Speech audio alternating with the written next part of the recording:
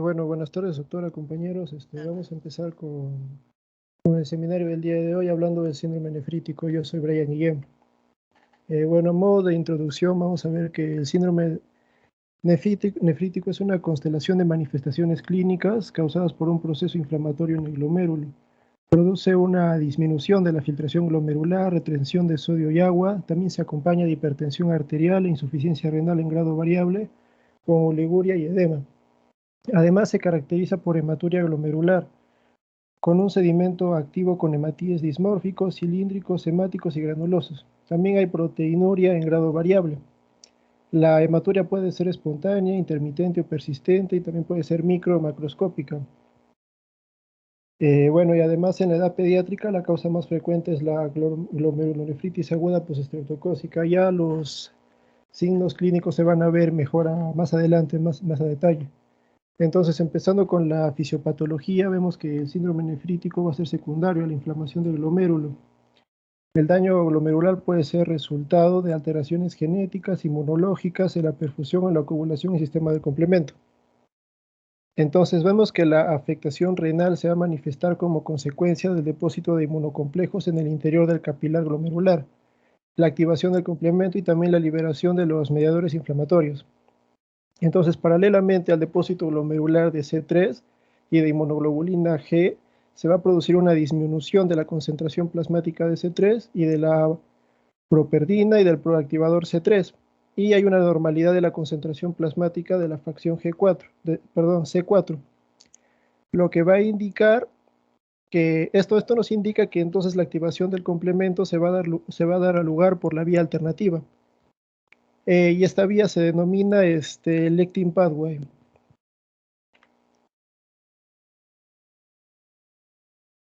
Bueno, y ahora la activación del complemento entonces va a producir la liberación de factores quimiotácticos y va a haber un consiguiente depósito de linfocitos, monocitos y polimorfonucleares en el glomérulo. También va a haber liberación de citocinas que van a amplificar la reacción inmunológica. Estas citocinas son el factor de necrosis tumoral alfa, las interleucinas 1,6 y entre otras. Entonces, como consecuencia de la inflamación glomerular, se va a producir una disminución en la excreción renal de agua y sodio, y con ello va a haber una expansión del líquido extracelular, habría una hipervolemia. También la disminución en el filtrado glomerular en presencia de un transporte tubular conservado estimula la reabsorción de sodio y agua. Esto nos va a dar una excreción fraccionada de sodio baja. También entonces la disminución de la excreción fraccionada de sodio y la hipovolemia se van a relacionar con la hipertensión que cursa con la enfermedad. Además, la disminución del filtrado glomerular que se da por el daño condiciona un descenso de la depuración de creatinina, produciendo azoemia. También hay una alteración en la permeabilidad de la membrana basal glomerular y esto va a ocasionar la hematuria y la proteinuria que existe en la enfermedad. Y bueno, eso sería todo de mi parte.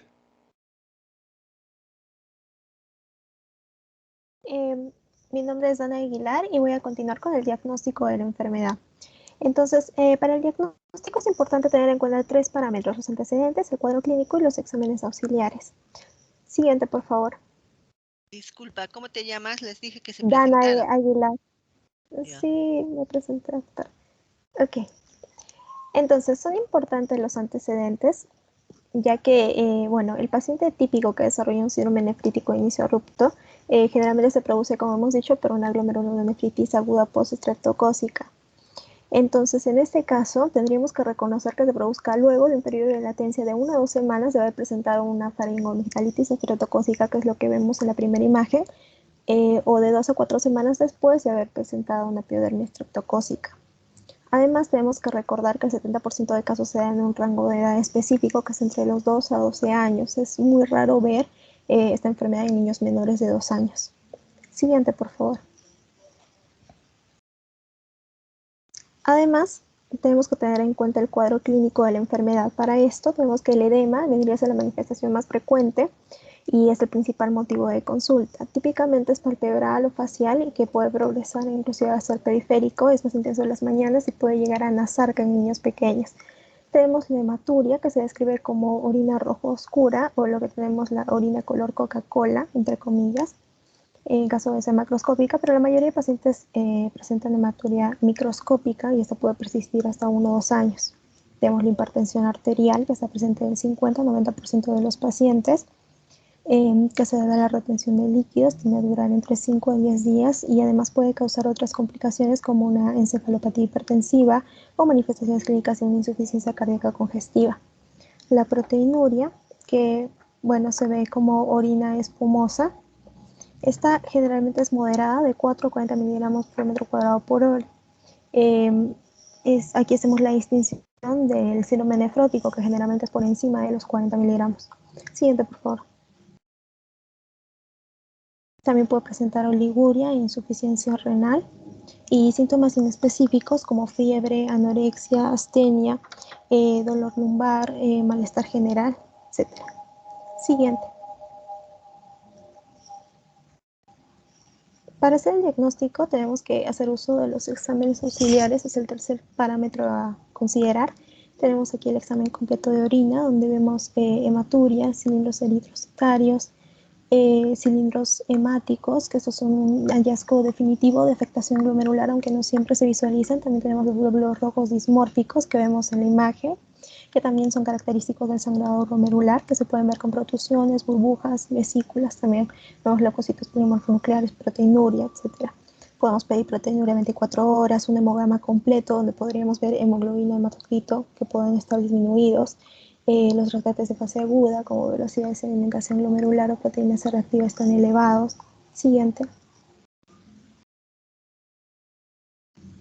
Es importante los exámenes del complemento sérico, ya que el 90% de los pacientes tendrían el C3 y el CH50, que es lo que mide la actividad de todas las proteínas principales del complemento, muy disminuidos en las primeras 2 semanas de la enfermedad. Generalmente los niveles de C2 y C4 están normales. Podríamos pedir anticuerpos antinucleares ANA, ya que la presencia de estos ANA positivos nos orientaría a cierto tipo de enfermedad como un lupus eritematoso sistémico u otras enfermedades autoinmunes para las cuales tenemos que hacer otros estudios inmunológicos. Elevación de IgG, IgM y la serología. Es importante los títulos elevados de anticuerpos contra los productos extracelulares del estreptococo que se podrían producir.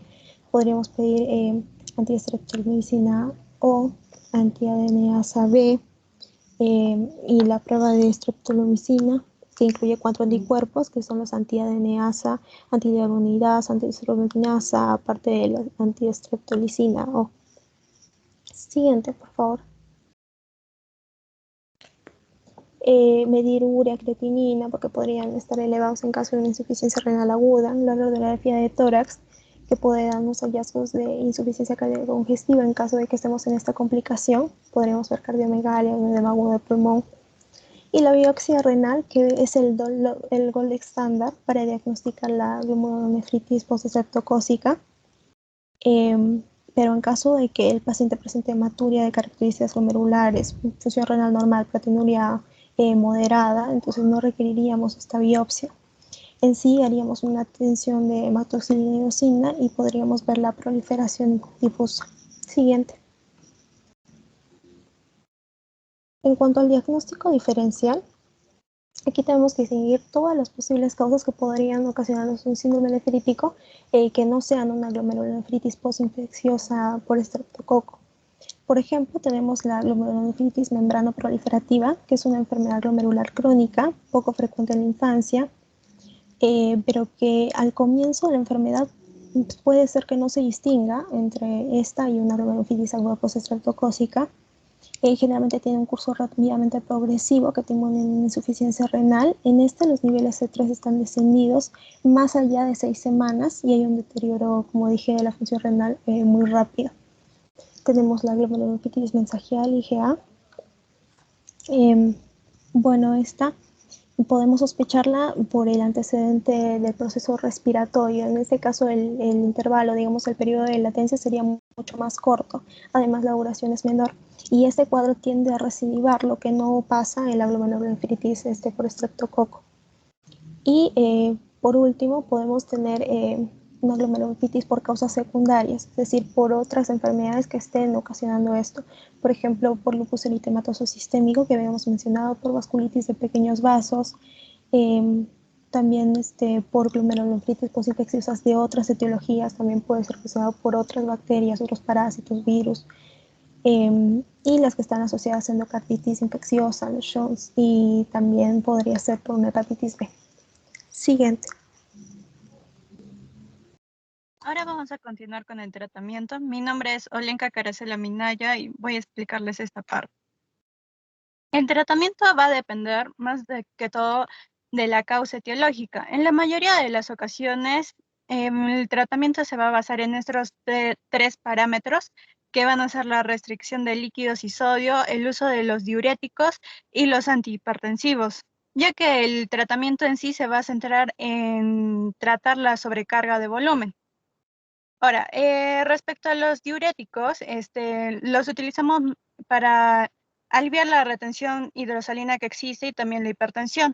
En este caso, los diuréticos que se recomiendan son los diuréticos de ASA, dentro de los cuales el de elección va a ser la furosemida, que va a ser de 0.5 a 2 miligramos por kilogramo por día por vía oral. Esto sí son en casos leves a moderados, pero si es un caso ya más grave, severo, podemos llegar hasta una dosis de 10 miligramos por kilogramo por día. Si no es suficiente este manejo conservador, puede precisar también una técnica ya dialítica y para hacer la diálisis tenemos también indicaciones que posteriormente les voy a explicar. Ahora, respecto al uso de los antihipertensivos, podemos utilizar lo que son los antagonistas de los canales de calcio, ya sea el nifedipino o los vasodilatadores, o también los inhibidores de la enzima convertidora de angiotensina. Pero lo que más se utiliza son los antagonistas de canales de calcio, el nifedipino, pero hay algunas personas que prefieren utilizar el nitroprusiato, que sería un vasodilatador. Pero hay que tener cuidado con el uso del nitroprusiato porque si nuestro paciente tiene más del 5% de la metahemoglobina y está en una anuria, entonces puede presentar complicaciones debido a de que no va a poder secretar el tiocianato. Entonces, como este es un derivado del cianuro, esto puede traernos complicaciones. Ahora, respecto a los antagonistas de los canales del calcio, lo que se recomienda es el nifedipino, que se da de 0.25 a 2 miligramos por kilogramo por día en 2 a 3 dosis. En raras ocasiones va a ocurrir que el paciente puede presentar una encefalopatía hipertensiva y es necesario un tratamiento de emergencia para reducir lentamente lo que sería la presión arterial. También, como les mencioné, uno de los parámetros va a ser la restricción de líquidos y de sodio, o sea, una dieta hiposódica. Y es importante también tener un control diario del peso de nuestro paciente. Siguiente, por favor. Ahora vamos a ver sobre cuáles son las indicaciones de diálisis que les mencioné, si es que no responde a lo que son los diuréticos de ASA.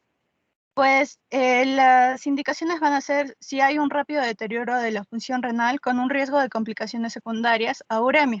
En general, cifras superiores a lo que son 200 miligramos por decilitro.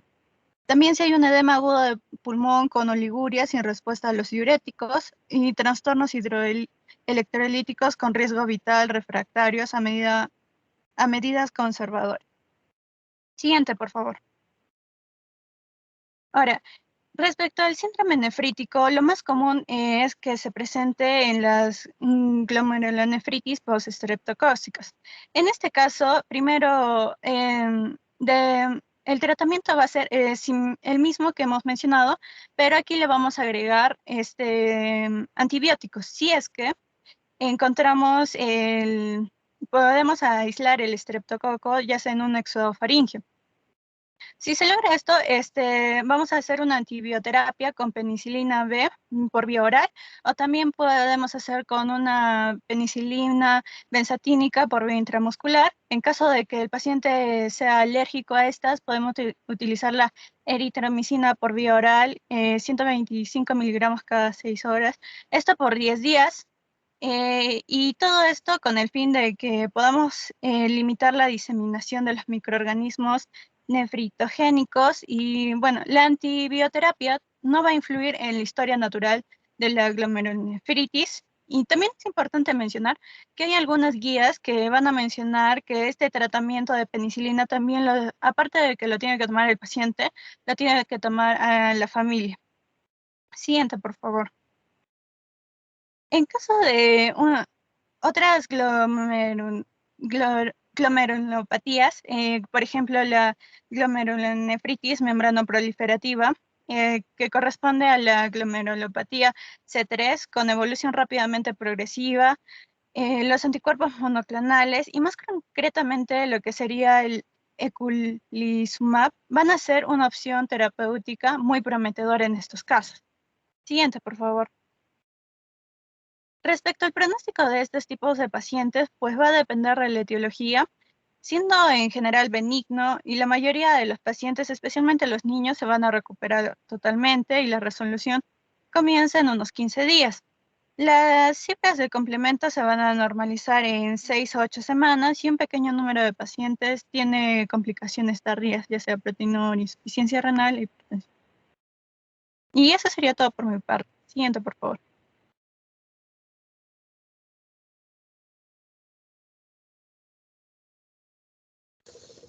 Bueno, para continuar vamos a hablar ahora de lo que sería el síndrome nefrótico. Mi nombre es Jimena Gamarra Núñez. Siguiente, por favor. Bueno, en cuanto a lo que es el síndrome nefrótico, este se refiere a cualquier condición clínica que cursa con proteinura masiva, hipoproteinemia, hiperlipidemia y también el edema. Consiste en un desorden de la permeabilidad selectiva que puede ser tanto primaria o secundaria en el contexto de una enfermedad sistémica. Es la glomerulopatía primaria más frecuente en el área de pediatría.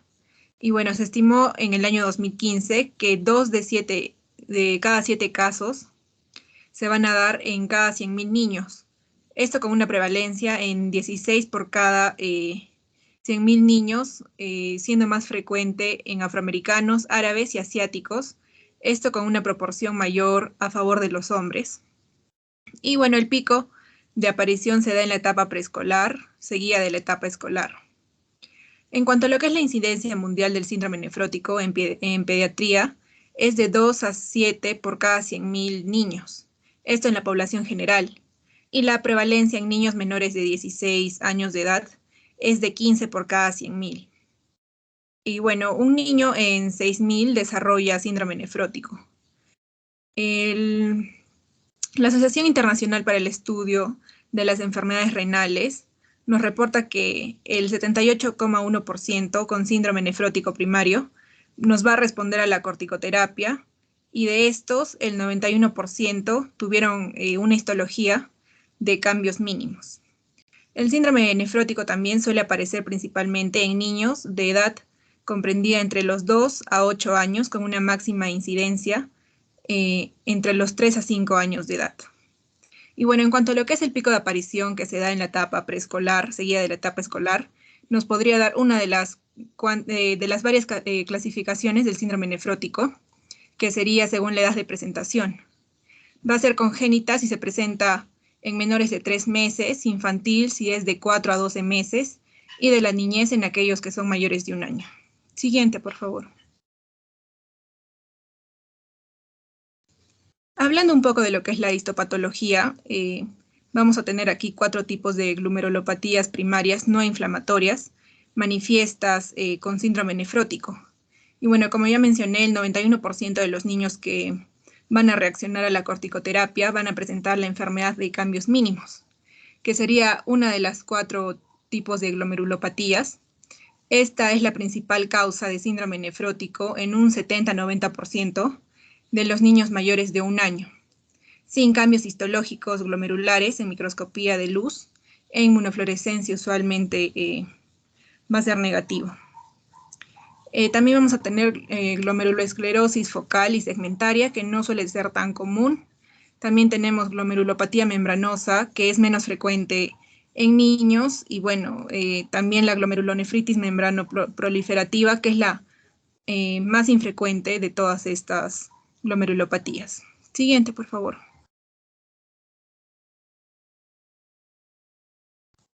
Ya hablando de la fisiopatología, el mecanismo que nos va a explicar, bueno, el mecanismo fisiopatológico del síndrome nefrótico va a involucrar fundamentalmente una base genética predisponente, además de presencia de células T anómalas,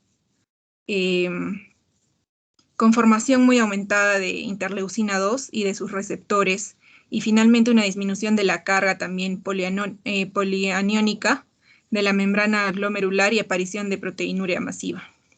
Hablando de lo que es la inmunofisiopatología, aquí se sugiere un mecanismo inmune relacionado, que puede estar relacionado a asma y eczema.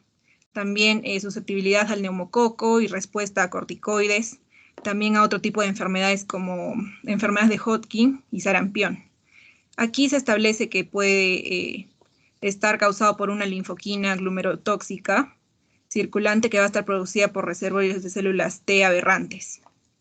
También tenemos lo que es el antígeno de complejo de mayor histocompatibilidad, que se ha descrito, bueno, marcadores genéticos para este en el cromosoma 6.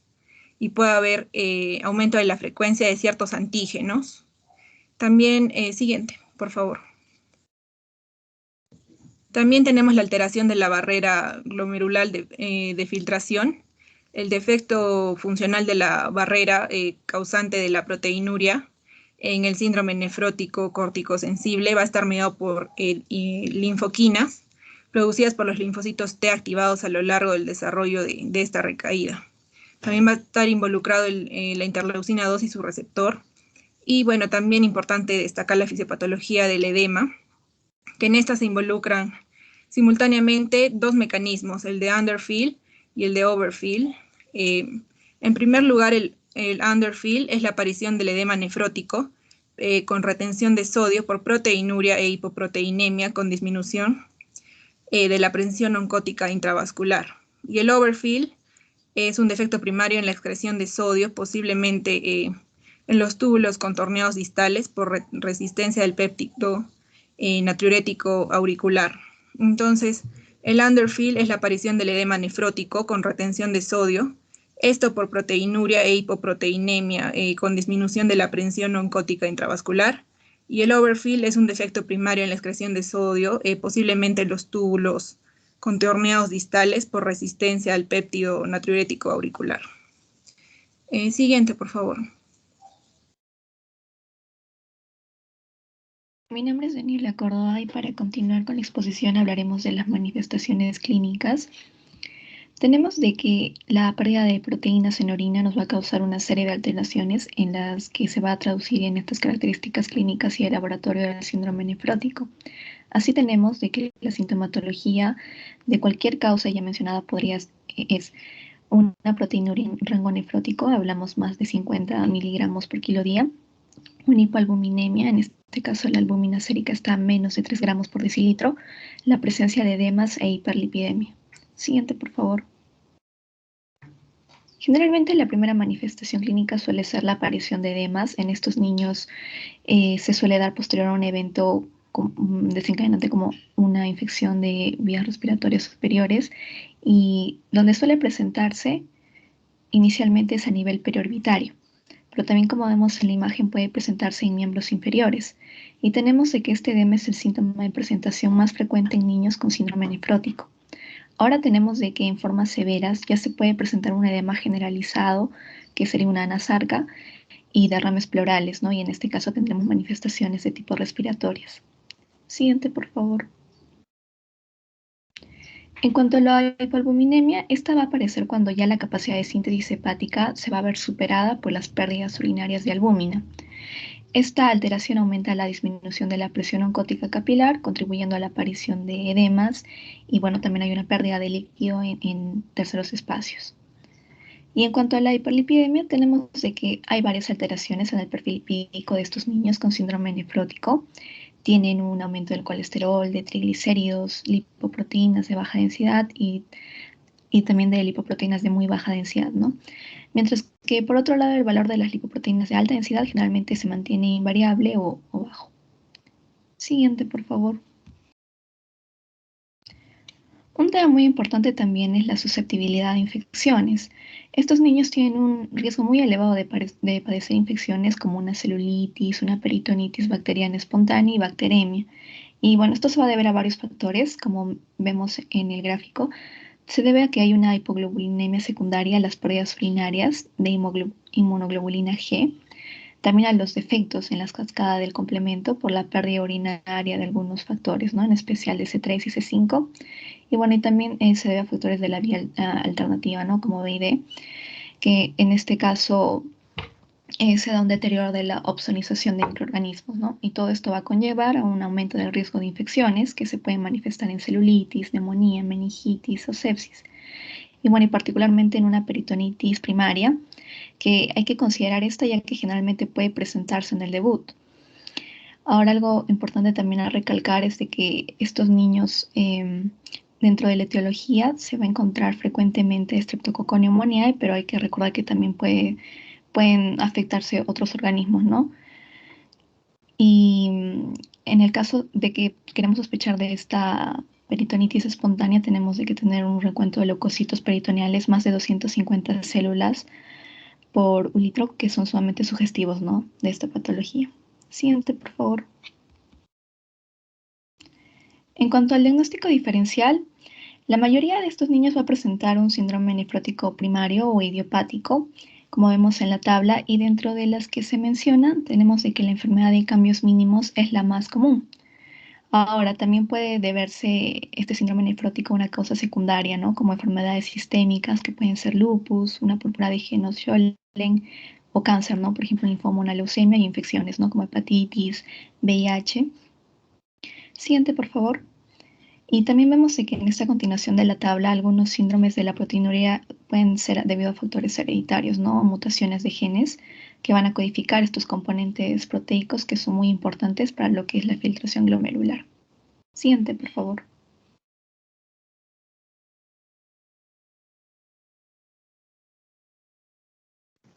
Bueno, vamos a continuar con el tratamiento. El objetivo del tratamiento farmacológico va a ser lograr la inducción de la remisión de esta enfermedad para lograr una mejoría sintomática. ¿Cuál es tu nombre? O sea, no escuché bien el nombre anterior. Valentina Ramos Álvarez. Ya. El objetivo va a ser lograr una mejoría sintomática, principalmente una proteinuria que esté en un rango fisiológico, que desaparezcan los edemas y también normalizar los niveles de albúmina y prevenir complicaciones. Siguiente, por favor. Bueno, para comprender el manejo del síndrome nefrótico y la respuesta al tratamiento, tenemos que tener primero claros los conceptos. Primero, puede haber un síndrome nefrótico córtico sensible y uno córtico resistente, también uno córtico dependiente. También se pueden dar casos de recaídas, hay infrecuentes, recaídas frecuentes. Se puede dar la remisión completa y la remisión parcial. Hay ciertos criterios para cada uno y los vamos a ver de acuerdo a los medicamentos. Siguiente, por favor.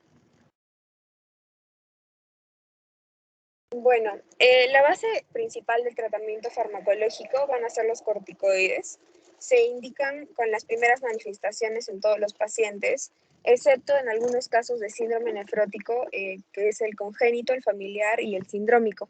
La mayoría de los niños, más del 90% con síndrome nefrótico idiopático, va a responder a la terapia de esteroides, pero hay variaciones en cuanto a la dosificación y duración. En la mayoría de los casos, el ciclo inicial con corticoides se va a dar por al menos 2 o 3 meses. También se puede utilizar el tratamiento con inmunosupresores, pero estos solo están indicados en casos de resistencia, dependencia o efectos secundarios de los corticoides. Los que más se utilizan en estas situaciones y con mejor resultado y perfil de seguridad tenemos la ciclofosfamida, los anticalcineurínicos como sería la ciclosporina y el tacrolimus y el micofenonato homofetilo. Siguiente, por favor. Bueno, la terapia con corticoides en sí se empieza con prednisona a dosis de 2 miligramos por kilogramo o 60 miligramos por metro cuadrado en días continuos con una sola toma diaria. La dosis máxima debe ser de 60 miligramos al día durante 4 a 6 semanas. Se puede continuar con la prednisona en días alternos a una dosis de 1,5 miligramos al kilogramo o 40 miligramos el metro cuadrado durante 4 a 6 semanas con una dosis diaria máxima de 40 miligramos. Siguiente, por favor. Pero hay posibilidad de que se presenten algunos efectos secundarios o que se presente el síndrome nefrótico con recurrente o con remisiones o recaídas. Entonces, en este caso sí podemos utilizar lo que son los inmunosupresores, como la ciclofosfamida oral, que es el primer fármaco de elección. Se tiene que reconsiderar en niños que tengan fallo terapéutico o toxicidad, también en los niños que sean menores de 3 años. También se debe reconsiderar en grave corticodependencia y preadolescentes. Si no se puede utilizar la ciclofosfamida oral, se puede pasar al micofelonato mofetil, que es la segunda alternativa, y se reservan los anticalcineurínicos como la ciclofosfamida o el tacrolimus como tercera opción porque tienen efectos nefrotóxicos. Siguiente, por favor. Bueno, cuando ya se logra un estado de remisión, se puede retirar progresivamente la prednisona y hay varios estudios que han demostrado que si se prolonga un poco más el tratamiento entre 3 y 7 meses, se puede reducir significativamente el número de recaídas por año.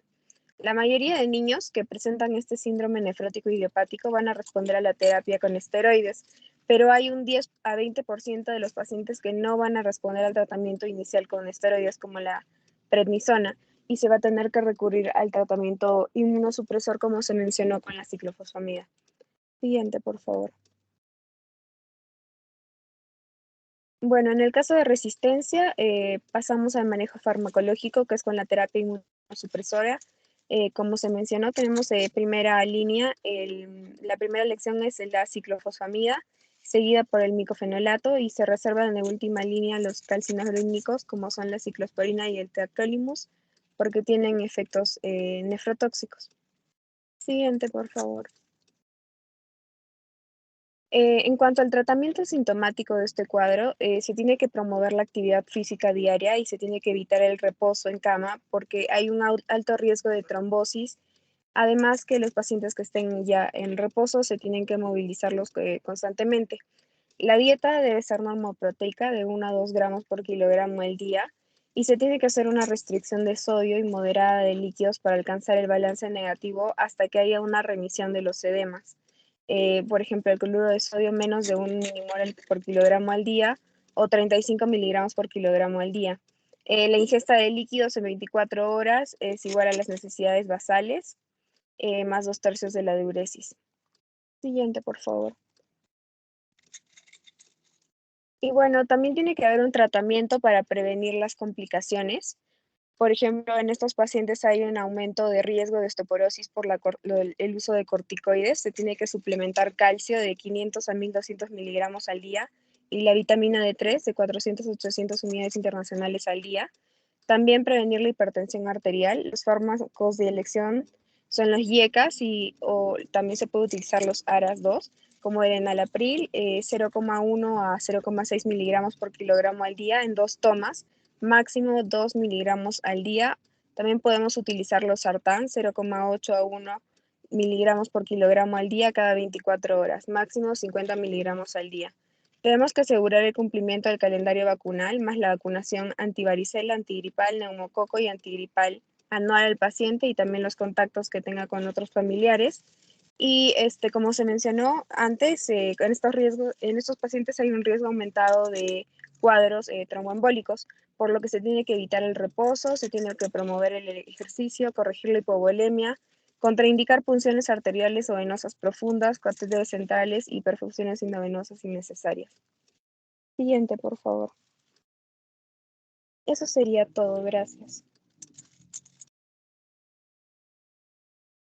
Ya, muy bien. A ver, preguntas para sus compañeros.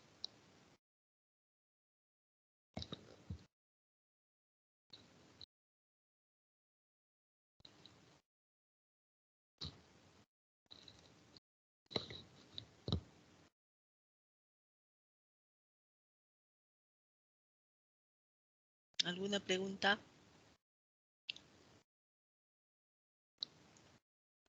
A ver, para Dani.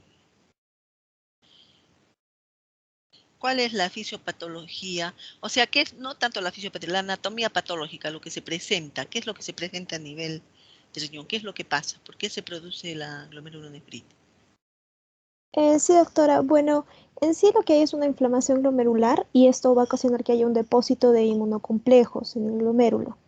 Y por eso se va a activar el complemento y va a liberar estos mediadores inflamatorios. ¿Y las células mesangiales cómo están?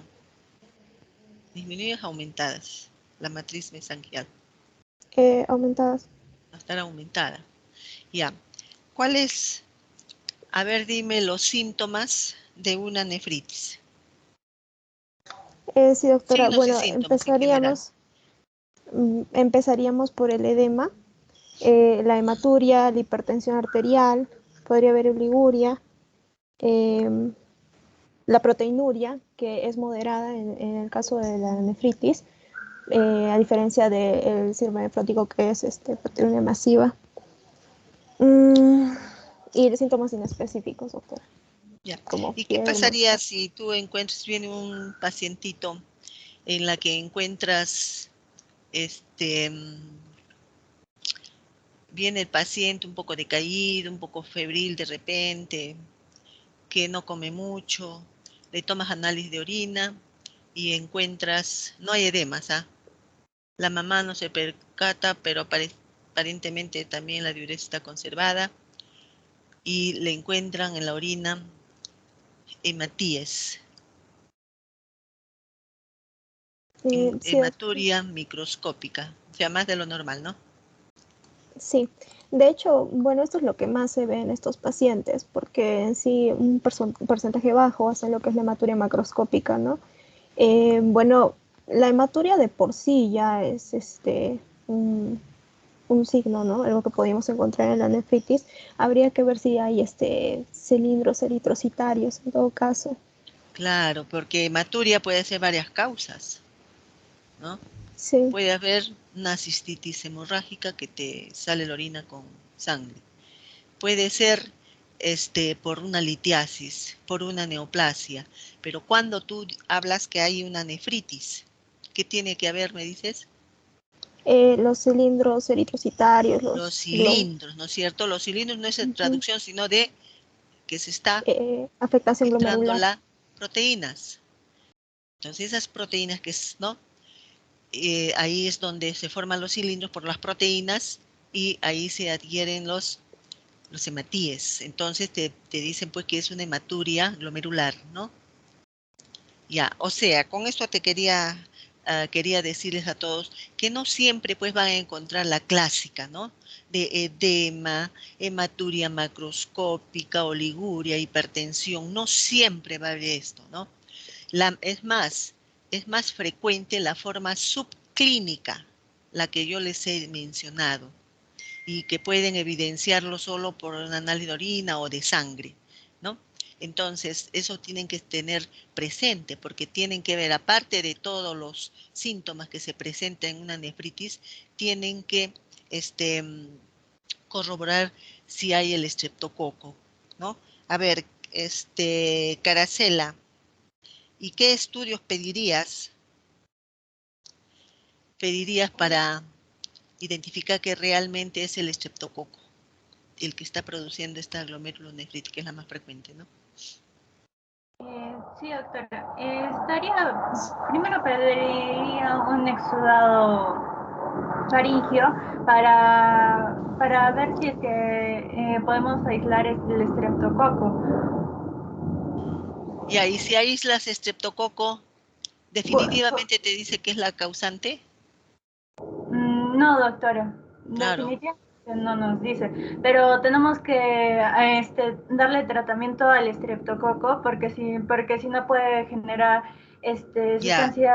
¿Qué otro estudio te indica que hay estreptococo? Beta hemolítico del grupo B. ¿Cómo identificas tú que hay una infección por estreptococo, que ha habido de acuerdo a si es de causa faríngea o de causa cutánea, ¿no? El tiempo de 1 a 2 semanas, de 3 hasta 6 semanas puede ser en la cutánea, ¿no? Que aparecen recién los síntomas.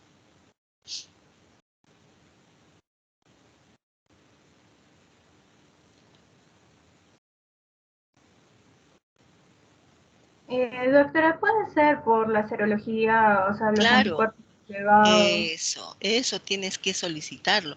Para la faringe, ¿qué solicitas? ¿Qué estudio? Para ver que el punto de partida ha sido pues una infección en la garganta.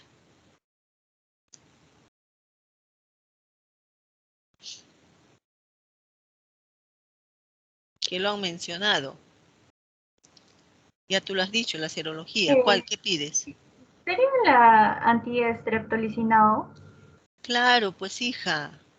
Eso tienes que solicitarlo, tienes que evidenciar para ver si, porque ya lo han mencionado, la glomerulonefritis puede ser de varias etiologías, pero la más frecuente es la post-estreptocócica. Entonces tenemos que evidenciar que hayas tenido el estreptococo. ¿Y cómo vas a evidenciar?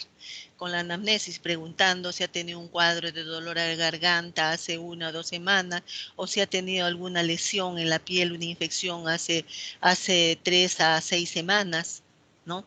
Entonces, para ahí ya tú sospeches que pudiera haber sido por estreptococo.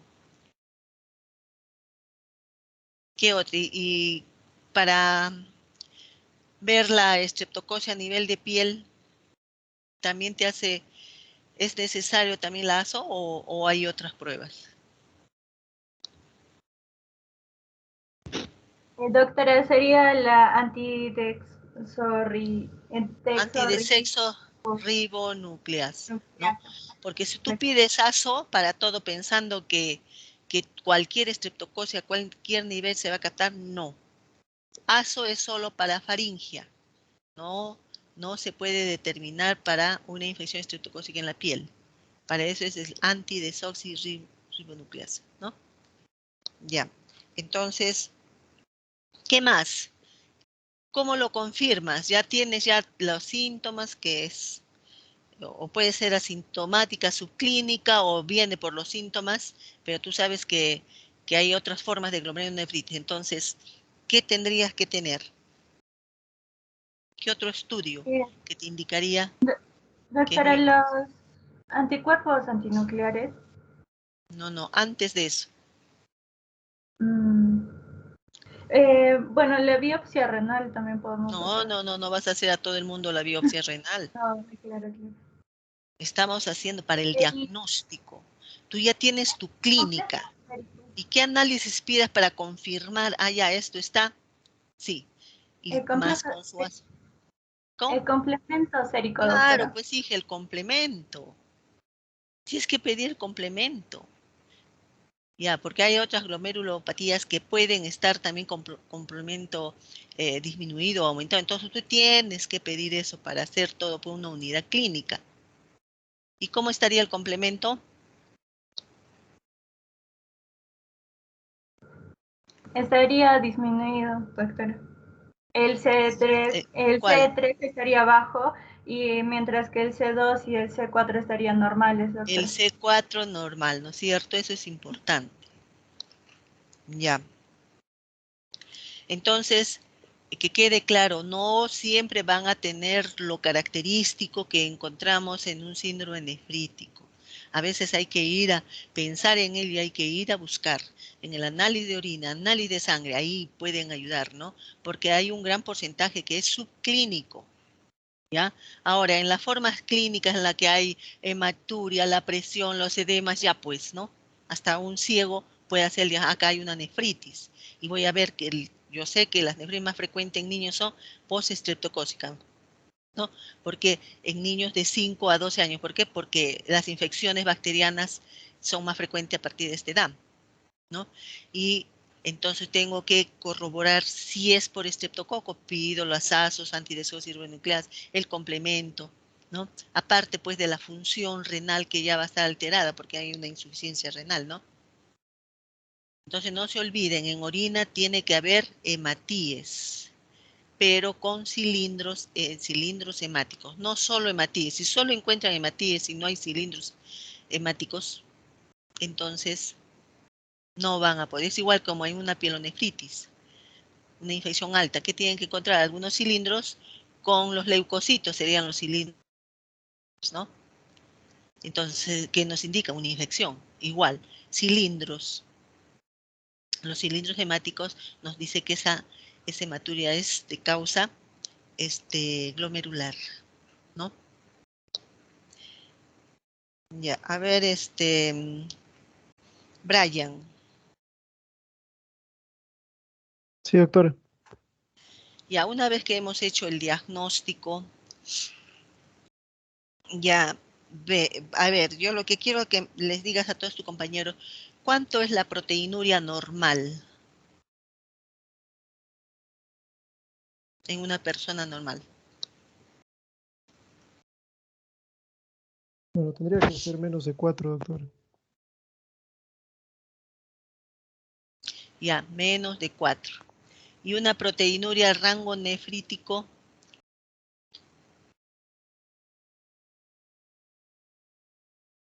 que vendría a ser en la glomerulonefritis, ¿no? ¿De cuánto sería? Bueno, sería de 4 a 40. Hasta antes de 40, ¿no?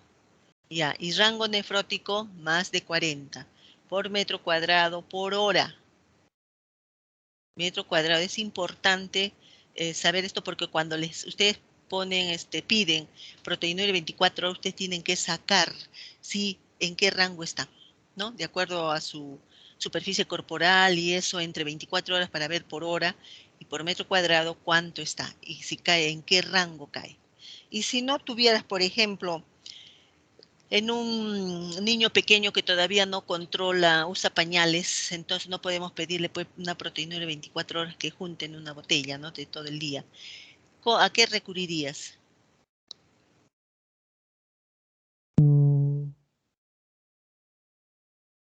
¿Cómo determinarías en esa orina que hay una hematuria con rango nefrótico, rango nefrítico, o que está normal? ¿Qué estudios pedirías? Una tira reactiva en una muestra de orina. ¿Cómo? Una tira reactiva en muestra de orina. Sí, pero eso te da en un momento nada más. Ya también lo han mencionado, lo han dicho.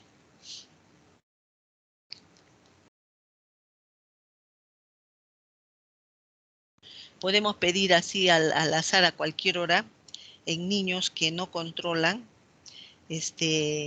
la relación proteínas-creatinina en orina.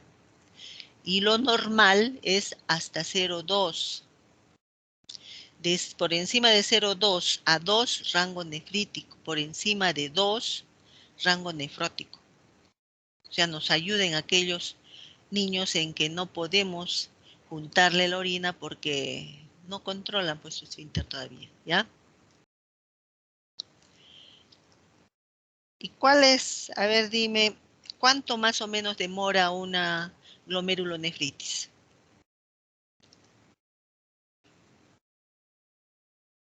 ¿Cuánto tiempo más o menos dura la enfermedad en términos generales, ¿no? Porque es variable, pero lo general.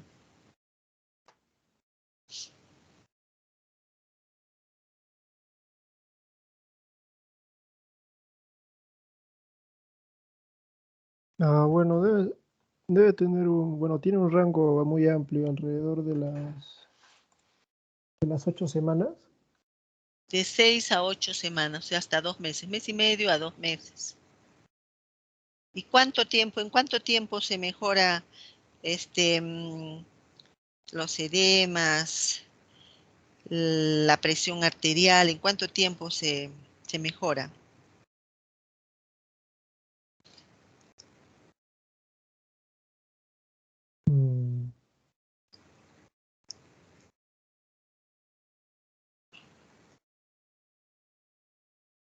Bueno,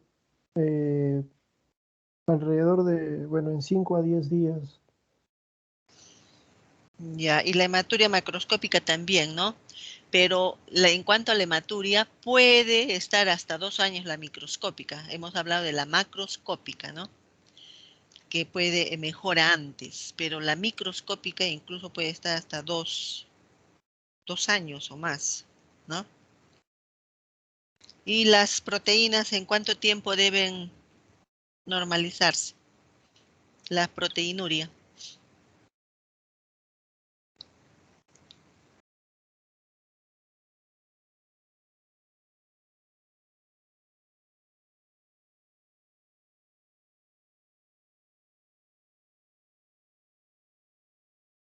Seis a 8 semanas.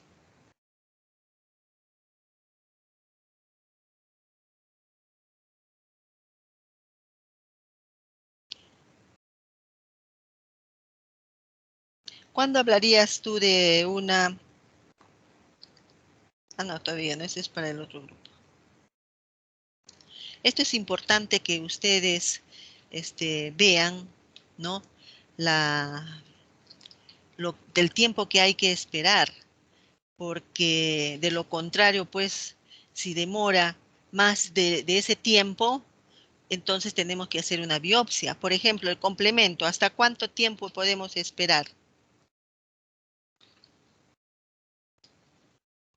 ¿Cuánto tiempo? 4 semanas, doctora.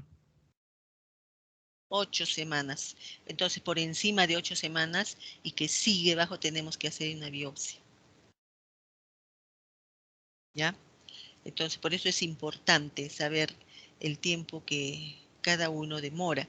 Es variable, pero en términos generales estamos refiriéndonos a esto, ¿no? Ya. A ver, la última pregunta para el síndrome nefrítico. Bueno, ya han referido sobre el tratamiento. ¿Por qué crees que es el aumento de la presión arterial, la hipertensión? Bueno, la hipertensión se da porque hay bueno, la disminución de la excreción fraccionada del sodio y también la hipervolemia que se da. Ya, por la hipervolemia. Entonces, ¿cuál sería tu manejo, a ver, de la hipertensión? Bueno, sería un antihipertensivo, por ejemplo, un antagonista de canales de calcio. El nifedipino, 0.25 Pero a 2 fíjate, pues, ¿por miligramos, qué dices que aumenta la presión arterial? porque hay una disminución en la excreción de sodio y también por la hipervolemia. Ya, entonces, ¿qué tendrías que hacerlo primero? Bueno, sería,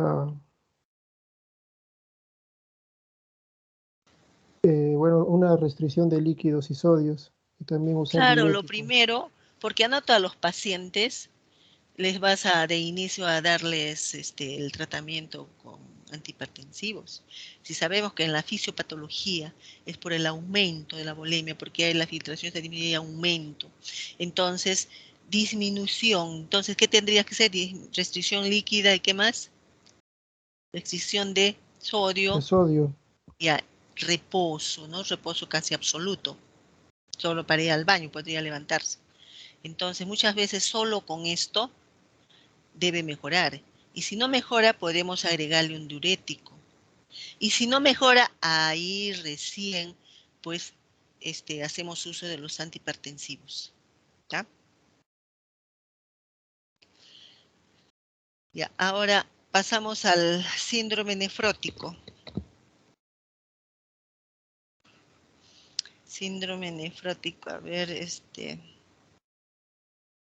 un ratito, ¿quiénes son?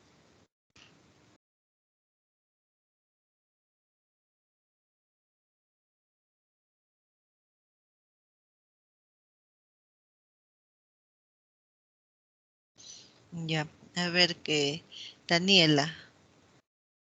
Sí, doctora.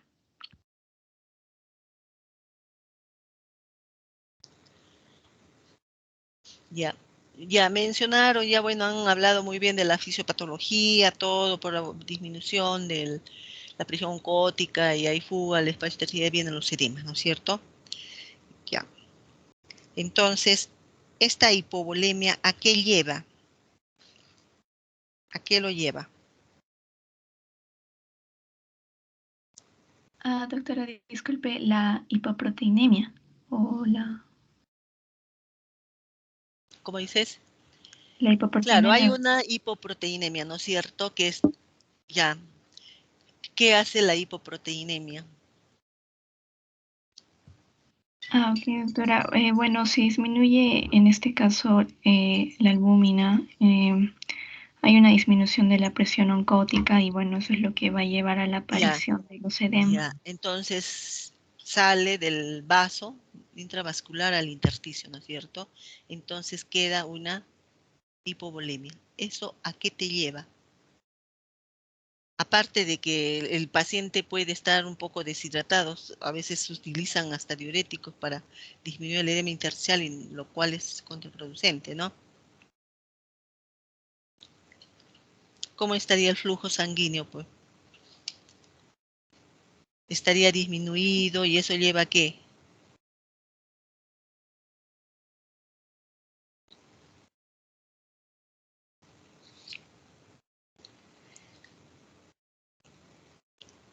¿Está más concentrado o no? Sí, doctora. Ya, o sea, a ver, ¿qué es lo que hace que el peligro, ya lo han mencionado también quien ha hablado sobre la formación de trombos, ¿no? Ya, ¿por qué se produce?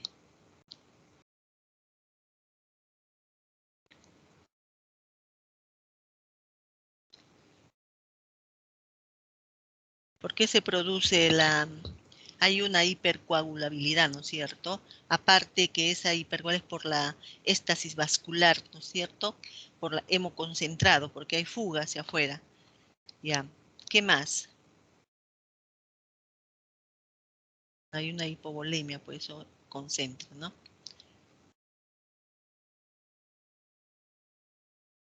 ¿Cómo está el número de las plaquetas? Doctora, en este caso están aumentadas y también Están bueno, la activación aumentadas. plaquetaria. Su capacidad agregativa igual. ¿Qué más? Hay pérdidas de algunos factores que impiden la trombosis, por ejemplo, la pérdida del factor de la antitrombina 3, la proteína S, que son factores antitrombóticos. Entonces hay pérdida de esto, hay aumento del fibrinógeno a nivel del hígado.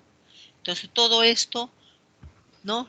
Junto con la disminución, la hipovolemia, predispone pues, a este paciente con síndrome nefrótico a presentar trombos, ¿no? Trombosis en cualquier órgano. ¿Sí? Sí, doctora. Ya. A ver, María Jimena, ¿no? Sí, doctora. Ya. ¿Cuáles son las infecciones más frecuentes en estos niños?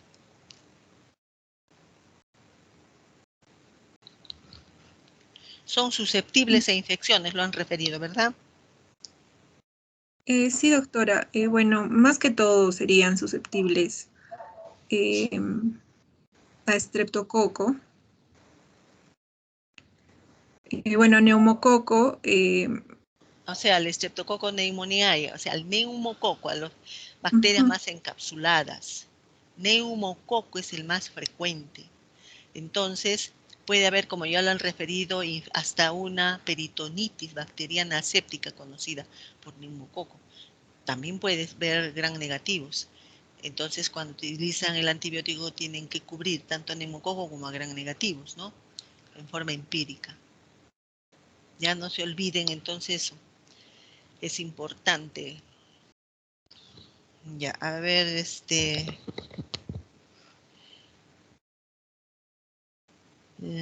4 es Jimena, ¿no?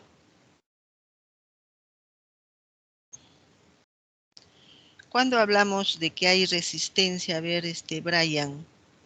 No, Valentina, ¿no? Valentina Ramos. No. ¿Quién ha hecho nefrótico? Sí, doctora. Sí, Valentina, ¿no? Sí. Ya, sí, Valentina. Bueno, cuando hay resistencia al tratamiento con corticoides, ¿Cuántas semanas? de 8 semanas de tratamiento. Más de 8 semanas, ¿no es cierto? Entonces, si no hay respuesta, entonces ya estamos hablando de que hay resistencia al corticoide. ¿Y qué cambios se presentan en el riñón? A cambios mínimos. ¿Por qué se le dice a cambios mínimos?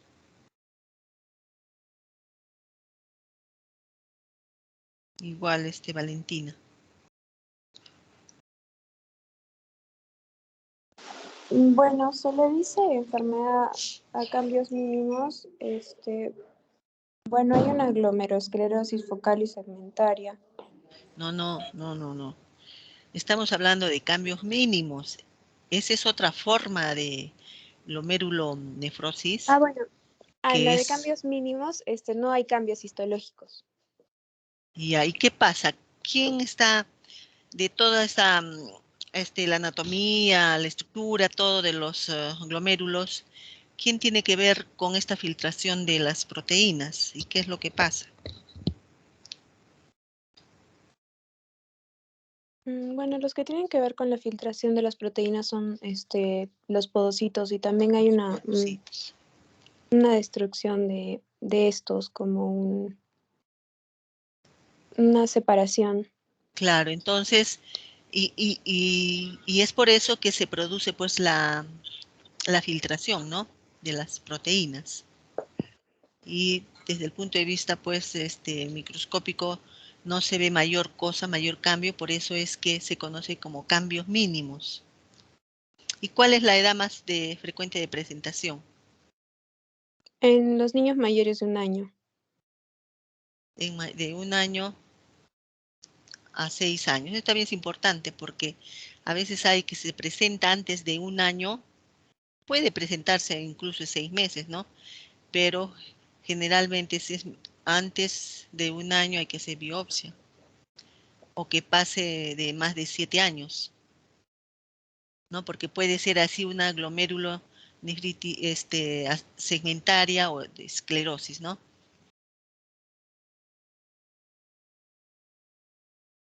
Ya. ¿Alguna pregunta o alguna duda? Si no, para dar por terminado el seminario.